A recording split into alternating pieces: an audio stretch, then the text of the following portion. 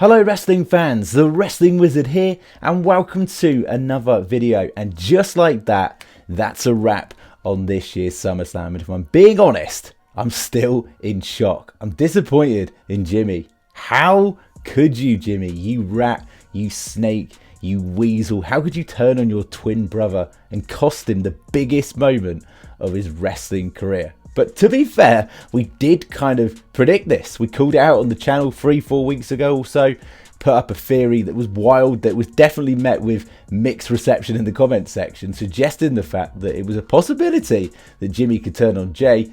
And here we are. It happened, and it was as shocking as ever. Now, I don't think this has anything to do with Roman Reigns. Many people kind of feel it doesn't really make sense for Jimmy to turn, as he was the first one to turn babyface and turn on Roman Reigns at Night of Champions. But I don't think this has anything to do with Roman. I think this is down to pure jealousy.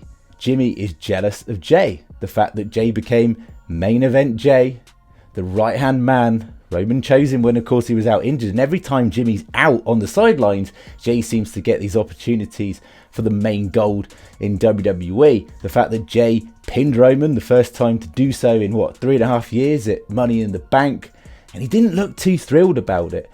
We know there's friction between the two of them. We know that. We know Jey almost gloated about the fact that he got the opportunity to step up when Jimmy was out the first time around at the start of this Bloodline storyline. So it's not surprising that Jimmy has had enough of Jey, and he snapped. He wants to be the head of the table. He wants to be the tribal chief. He wants to be that top dog, and he feels that Jey is stealing his spotlight. It's as simple as that. That's the way I think things are going. I like the twist, the turns. Of course, the teasers we're getting between Roman Reigns and Solo Sikoa as well. So I'm assuming Solo will turn on Roman, and maybe those two have a feud. Jimmy and Jey get a matchup, which is probably more than likely going to headline Payback, and so it should. So I don't think this Bloodline storyline is dragging out. I think it's naturally just going to fizzle its way out as time goes on. And I don't think it's getting stale, far from it. And I think this brings in a fresh new dynamic. And it's shocking, isn't it? Two brothers going to war now against each other. So it makes for compelling viewing. So in a nutshell, of course, Roman still remains champion, met with a chorus of boos. Of course they will be. But I don't feel that this Roman Reigns reign is ending anytime soon. I really don't. I don't think he's going to drop that belt until WrestleMania. We'll get into that at the end of this video. Now, I'm kind of testing a new format that I'm going to be doing on this channel. I'm going to be reviewing the major shows on this channel on a weekly basis from this Wednesday. So it'd be NXT, SmackDown, Raw, all the PLEs. And I've got a new series where we're going to break down the good, the bad, and the wizardry. Now, the good category, there was quite a lot of it in this year's SummerSlam, I thought. And I'm going to open with Cody Rhodes versus Brock Lesnar. I wasn't massively hyped going into this third rubber match, but to be fair, this over-delivered. I mean, so much so, Brock Lesnar, that he split his pants. That definitely means something very different over here in England. But what a physical match. An absolute beatdown from Brock Lesnar. But it was Cody Rhodes who, in the end, got the victory against the odds, to the respect of Brock Lesnar. And what a moment. You could see the emotion on Cody Rhodes' face. Getting put over by Brock Lesnar. It felt to me like he broke kayfabe. Is this a babyface Brock? Or was just this part of him breaking character? But to put over Cody Rhodes like that, for me, that was, you've passed the test. You're ready for your rematch against Roman Reigns. You are the man. You are the face of the company. You're next in line to dethrone Roman Reigns. I believe that is going to be the goal. There's only one other man I could see potentially getting thrown into the mix as well, and that's Seth Rollins. We'll get onto that in a moment. But for me, this was a real moment of, yeah, you're the guy. I acknowledge you.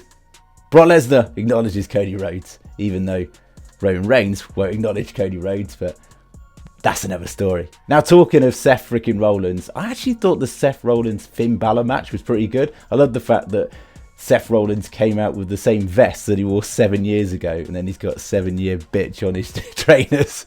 I thought that was a nice little touch. Overall, it was a really decent wrestling match. Of course, we knew that Damian Priest was going to strut down and tease a cash-in, but it actually looked like he was trying to help Finn Balor, to give him the briefcase to help him get an advantage. But in the end, it actually cost Finn Balor the match. Finn Balor is fuming with Damian Priest, even though, to be fair, it wasn't really Damian Priest's fault.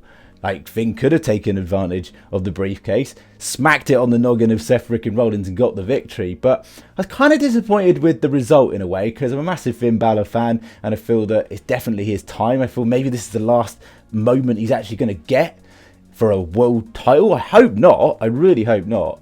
But at the same time, you don't want a champion in Seth frickin' Rollins making a title less credible by dropping it only a few months after you've won it. So I kind of get why WWE have done that, and maybe, just maybe, they're making the path towards Survivor Series, where potentially we might get Roman Reigns versus Seth Rollins in a champion versus champion match, not for the title, similar to what they did with Roman Reigns against Drew McIntyre in Big E.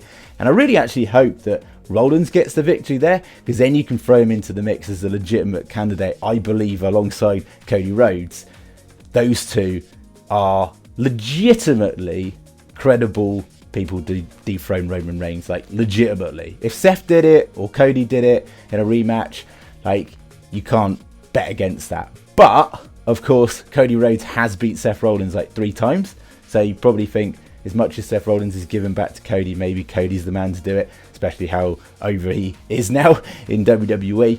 But what do you think? Next up in the good category, Gunther versus Drew McIntyre. We knew this was going to be a banger. It delivered. There were red chests left, right and centre. Of course, we knew that was going to happen.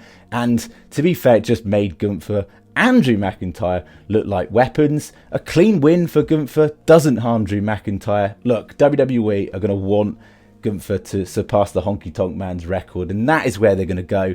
And I think it's like just over a month until he does that, and just make Gunther a long-standing in the history books for years, decades to come, the longest Intercontinental Champion of all time. His reign has been dominant. I do think he'll drop that bout at the end of the year, because I think they're going to want to push him on into main event status heading into WrestleMania. Maybe you could argue Gunther's probably a high candidate, up there candidate to potentially win the Royal Rumble. And of course, we can't forget LA Knight, the winner of the Slim Jim Battle Royal. I thought it was ironic that he eliminated Sheamus, the last person to be eliminated, after what happened with that botch on SmackDown. I think they were making a point that Sheamus did not do that botch on purpose. You know, he didn't just stiffen up.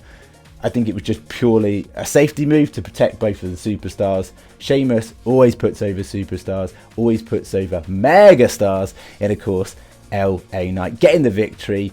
A real like crowd popping feel good moment. Lapped it up, loved it. Now, of course, we got to go on to some of the bad. Now, there's not much, to be fair, on this show, but I've got to start off with the Shayna Baszler Ronda Rousey MMA style match. The crowd weren't into this at all, and I think if the crowd had been more into it, maybe it'd been a different story. Like, it delivered in terms of it was a solid match. It's just WWE fans are going to watch WWE, not MMA, and I think it kind of backfired. I don't think it worked. It was the right result. Of course, Ronda Rousey giving Shayna Baszler the rub, Shayna getting the victory and looking dominant, but it just lacked a bit. It was just a bit of a snowball, wouldn't it, really?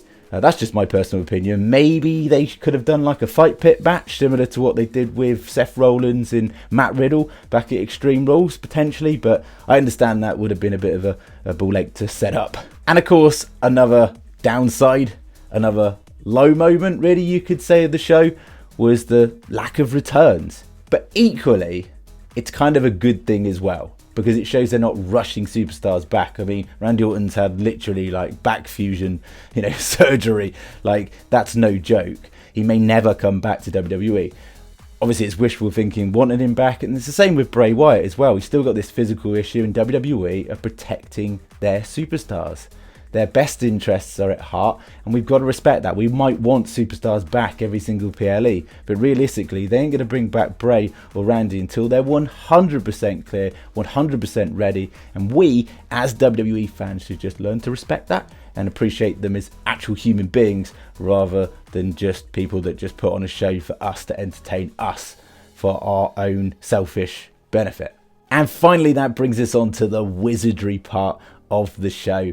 And I've got to kick things off with the Io Sky cash-in. I thought it was brilliant. I thought it was the right moment. And of course, 100% success rate with women's Money in the Bank cash-ins. You win that briefcase, you're going to win a world title, and that's exactly what Io Sky did. Took advantage, got the pin, got the victory, and celebrated alongside Bayley and a returning Dakota Kai. She'll be back shortly, fully back from injury, I'm sure. Of course, knee injuries are no joke, so of course we wish her the full recovery. But what a moment. It was a year since, of course, Damage Control debuted, and many people were getting down on them, including myself, Damage Control, but maybe, just maybe for now, they're keeping them all together until inevitably there'll be a split. But of course, Bayley's in a feud with Shotzi at the moment. Dakota's not back to full-time wrestling. She's not fully healed, and so we got to wait for that, see what their storyline will be in the future playing out. Of course, we can't forget the fact that Bianca won the title earlier on in the night to then be cashed in on. But for me, it was the right decision going with Io Sky in a match where, to be honest with you, if Charlotte had won, I wouldn't have been impressed. If Bianca had won and there wasn't the cash in, I probably wouldn't have been impressed. Asuka retaining for me probably would have been the right option if they hadn't gone with the cash in, but they did, and it was blooming brilliant. And that brings me on to my final wizardry moment from the show. And I've got to say, it's Logan Paul versus Ricochet. That match was compelling. I was glued to the screen. I was open-mouthed half the time. And Logan Paul continues to deliver. It's crazy to think he's not even like fully brushed and polished within WWE. But he's doing the basics better. He's not just going for those high spots. But when he does, he delivers. I mean, thinking of high spots, actually, I'm thinking back to Bianca's 450 off the top rope. That was pretty cool. Like selling that what looked like to be a legitimate injury. But Logan Paul leaping off the top of that frog splash. The amount of elevation he got on that and distance he got on that was absolutely phenomenal. A cheaty, dirty victory of course, the brass knucks. But Logan Paul was lapping up this heel character.